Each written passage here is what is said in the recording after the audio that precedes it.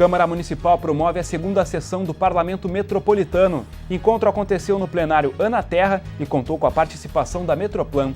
Vereadores aprovam a alteração em código para permitir oferendas em vias públicas. Parlamentares também debateram a reforma política durante o período de comunicações temáticas. E no quadro Momento Cidadão, você vai conhecer o Clube de Cultura. Há mais de 60 anos, a entidade trabalha na democratização das manifestações culturais. Estes são os destaques do Jornal da Câmara, que está começando agora.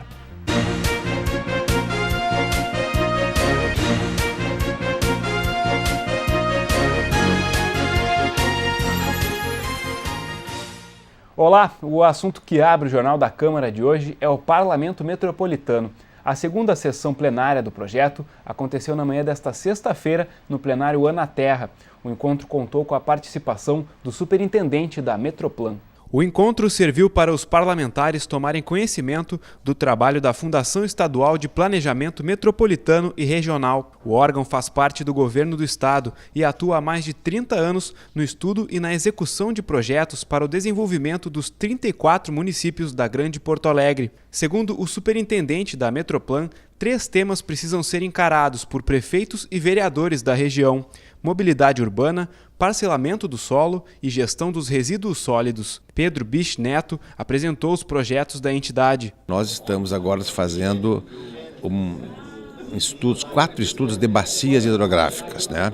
A bacia do Feijó aqui, do Pasto Feijó, a bacia do Gravataí, a bacia do Rio dos Sinos e a bacia do Jacuí lá em Eldorado. Eles vão estudar e verificar as condições em que operam essas bacias, basicamente no tocante aos limites dos extremos de cheias e secas e as decorrências disso para efeitos de planejamento urbano de cada município. Pedro Bisch Neto também destacou outros projetos da Metroplan, entre eles 9 obras de mobilidade para a região metropolitana, com o custo de 300 milhões de reais. Elas não saíram do papel porque, no momento, o governo estadual não pode assumir novos financiamentos. Ao longo da sessão, os vereadores tiraram dúvidas e apresentaram outros problemas que precisam ser resolvidos.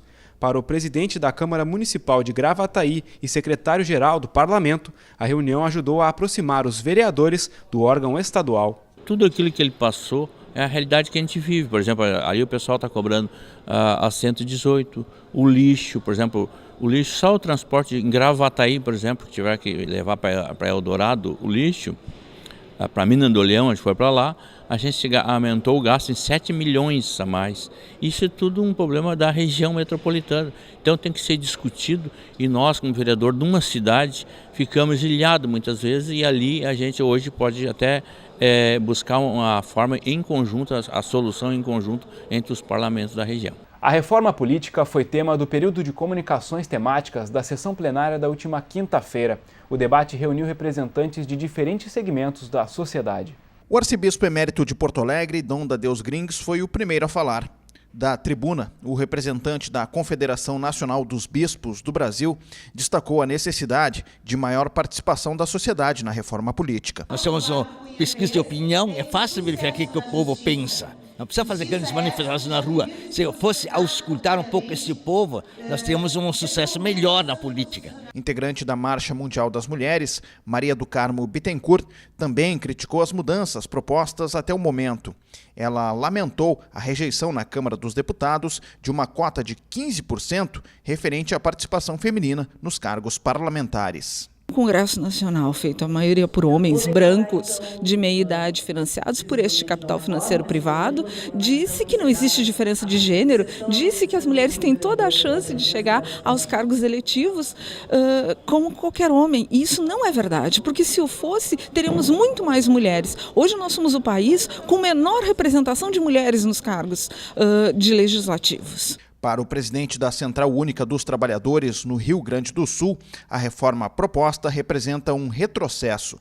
Claudir Nespolo é contrário ao financiamento privado de campanha.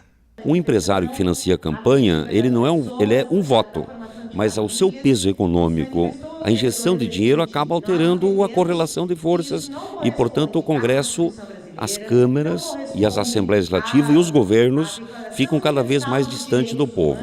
É nesta direção que tem que fazer a reforma política e é nessa direção que a gente está peleando. O tema do período de comunicações temáticas foi proposto pela bancada do Partido dos Trabalhadores. O líder do PT no Legislativo Municipal, vereador Marcelo Esgarbosa, afirmou que a Câmara de Porto Alegre está contribuindo para melhorar a reforma política. Já é constitucional os municípios e estados colocarem critérios de contratação nos seus contratos, como é um edital de licitação. Todo edital lança critérios de contratação. É o que nós fizemos aqui com a lei que foi aprovada na Câmara e agora vai para a sanção do prefeito. Então, nós torcemos que o prefeito sancione essa lei e nós tenhamos em 2016 já a primeira eleição em que as empresas que doarem não poderão fazer contratos com o município. A presidente da Frente Parlamentar pela Reforma Política, vereadora Jussara Coni, defendeu o fortalecimento da democracia e maior diversidade na política. Nós precisamos de uma reforma política que faça avançar mais a democracia, uma reforma política que permita a representatividade dessa diversidade maravilhosa que o povo brasileiro é, e não uma reforma política que garanta espaços para aqueles que detêm o grande poder econômico e não garanta espaços para aquilo que é a maior riqueza dessa nação, que é o seu povo e a sua cultura. Vereadores da mesa diretora se reuniram nesta semana com representantes do Sindicato dos Servidores da Câmara Municipal. No encontro, foi discutida a pauta de reivindicações da categoria.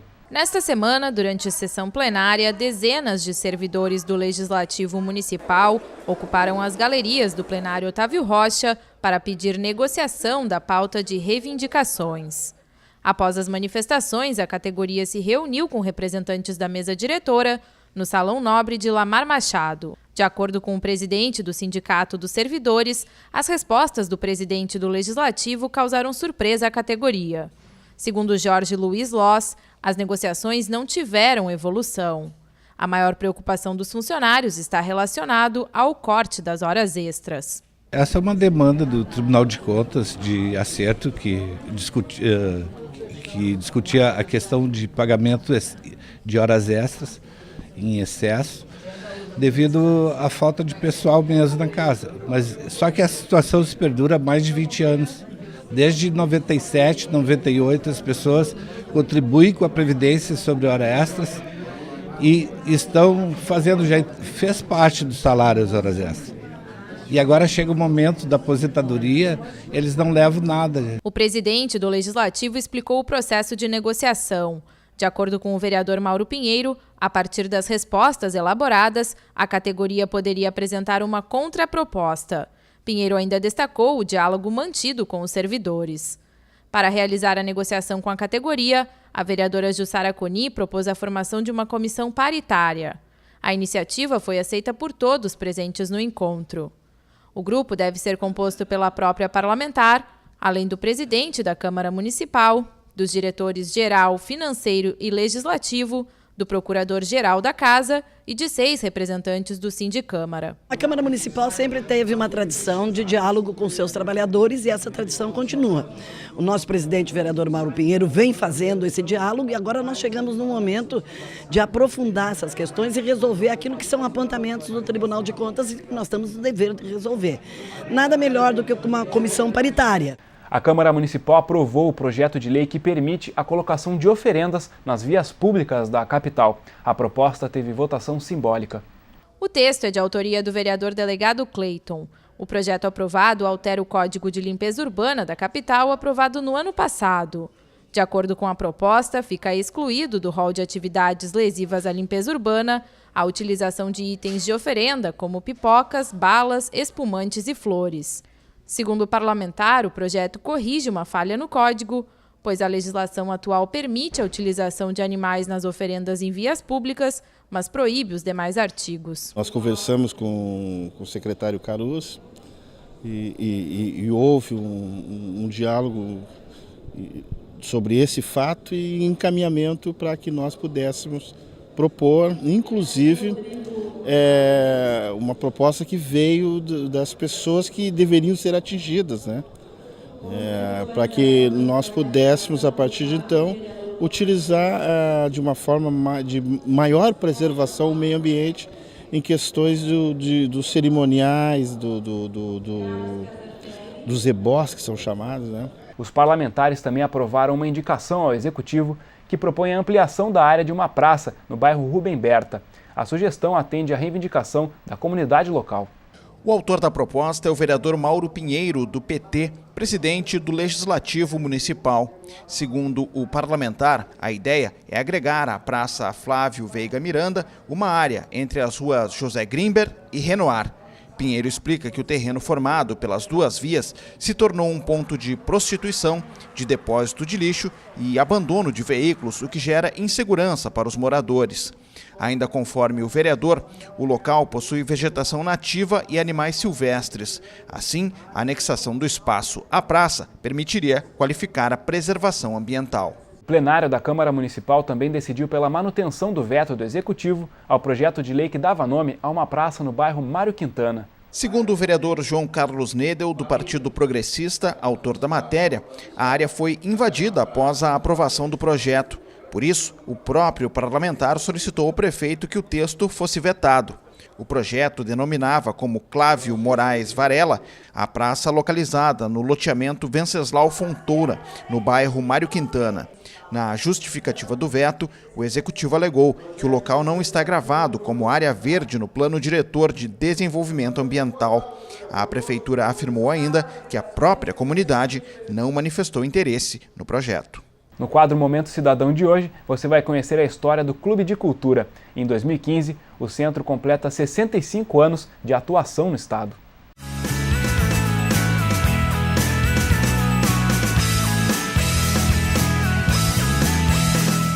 Quem passa por esse prédio, na rua Ramiro Barcelos, dificilmente imagina a história que há por trás. Inaugurada na década de 50, a construção faz parte da história artística de Porto Alegre e também do país. Aqui dentro funciona o Clube de Cultura, inaugurado há mais de 60 anos por um grupo de judeus com o objetivo de fomentar as manifestações culturais. O Hans Baumann é um dos sócios mais antigos aqui do Clube de Cultura, faz parte do clube há mais de 60 anos.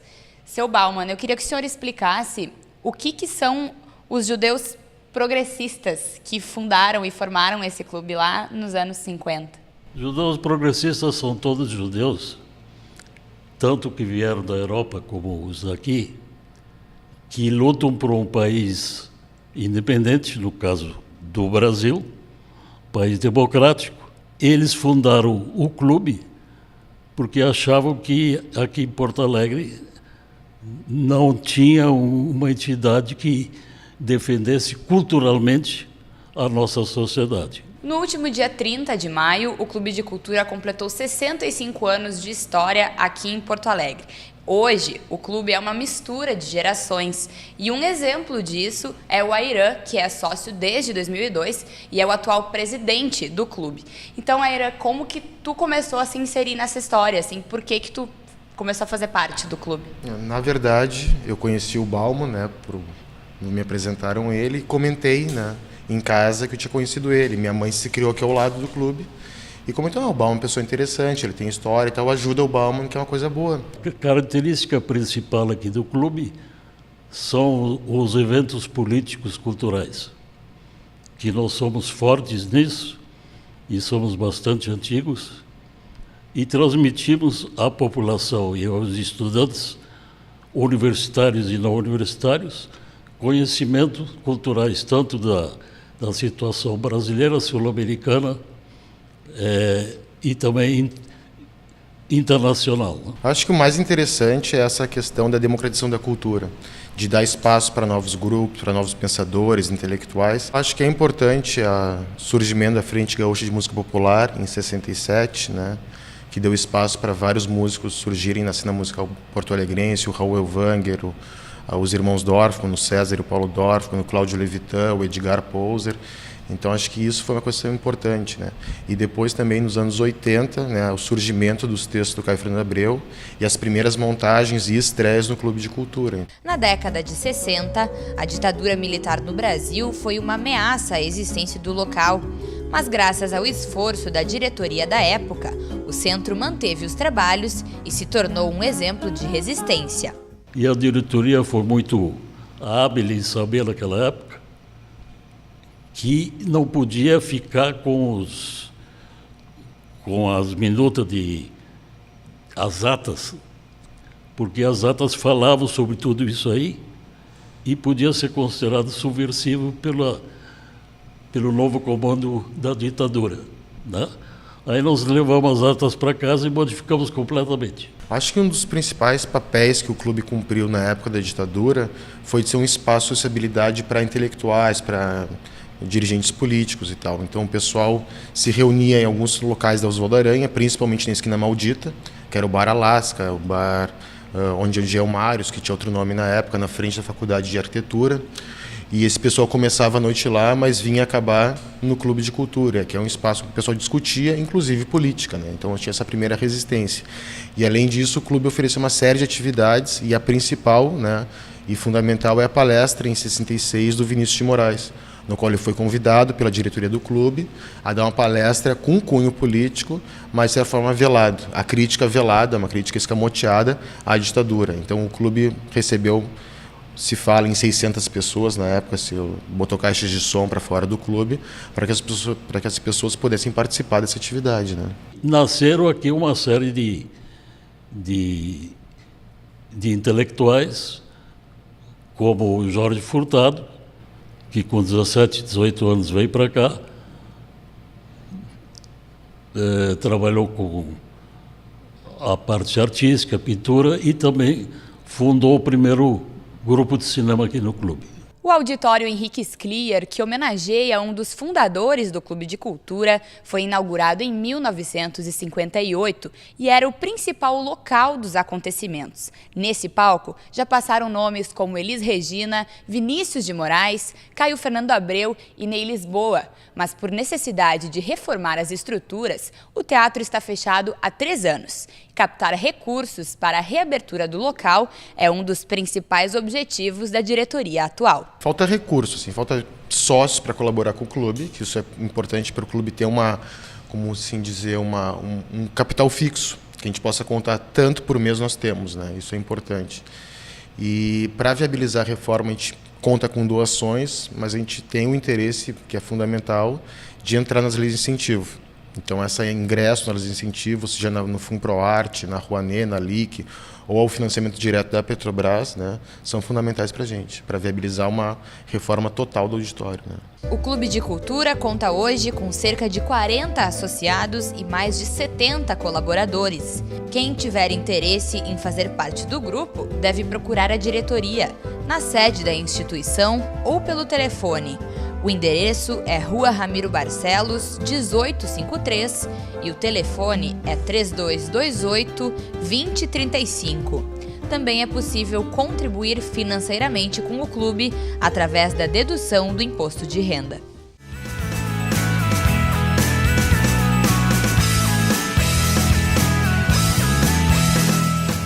A Câmara Municipal promove até o dia 26 de junho a exposição A Descolonização da África através da Arte. Confira os detalhes e agende-se.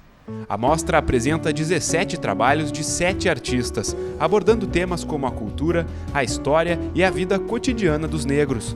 Entre as técnicas utilizadas estão pintura a óleo, tinta acrílica, grafite e carvão.